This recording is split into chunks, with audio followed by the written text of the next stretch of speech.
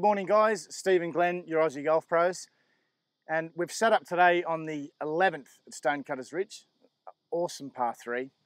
Now, I've hit a pretty good shot in here. We've just gone a touch long, and we've got this left. I hate it. It is the worst. Around Stonecutters, we have this into the grain, we've got chewy lies. We've got cooch grass. Just off the green. So from the tee, you're thinking, oh, I've hit a really good shot here. And then when you get up here, you go, wow, I need to try and make 3 here.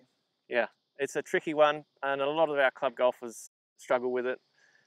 It's a grass that really grabs the club. It does. When you're going. It's all right chipping down grain, but chipping into the grain really is, it's a bit tricky. And it will over punish anything decelerate. Any decel, it doesn't move. Okay, so I'm going to hit this one, am I? Okay, yeah, you hit this one. I hate this shot. You've set me up for one for the bloopers reel, haven't you? All right, so I'm going to have a couple of practice swings. We're allowed to do this. I'll just get my shadow out. And you can see how the grass really grabs. So that's the first thing that you should do, is have a couple of practice swings to get a sense of how much resistance there is. And it tells you whether you're into the grain or down grain. And then you're perfectly within your legal rights to do this as a golfer. So you can see that's really, the grass is coming up. That means that the ball's going to come out quite dead, not very far. So it's going to roll because it won't have a lot of spin, but we have to make sure that we get to the hole. I've almost got to visualize that I'm going to hit it past the pin because the grass is going to slow the club down so much. Sure. Now, the other thing that I'm really keen to do is keep the club moving through the grass. So I want to finish in that normal position with the club's pointing downwards. Pointing down, yeah. I don't want to get stuck where there's no follow through whatsoever. And do you take a normal stance? The only thing I'm going to do is, I've got sand wedge here. I'm just going to open the face a little, just so I've got a little bit more bounce on the club to help me get through that grass. It's not a square trying to get through all that tough grass. Yeah. And I want to be quite aggressive through the grass too. But yeah, I take a narrow stance with my chipping, normal ball position.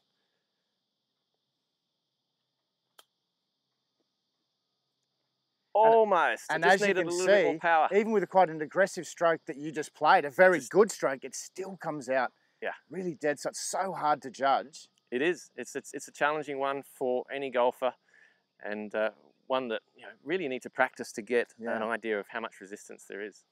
Okay, so I think that demonstration was exactly what we're talking about. A really good stroke, nicely through the ball, fantastic contact, did everything right, but still didn't come up with an ideal result if we were off normal grass. I wanted to get it closer, but at least I've given myself a par putt and I'm still in the game. So that's good practice for you guys. You just need to accept that this is a really tough shot from a really tough position, and sometimes you can just do everything right. We see a lot of club golfers really beat themselves up after hitting a shot like that. Exactly right. They're expecting a lot. And yeah, I could have done better for sure, but I need to practice those more and maybe even hit a little harder. Shall I have one more go? Yeah, why not? See if I can. Obviously it was sitting down there. It's not a tough shot if the ball's sitting up the top, but if it's sitting down,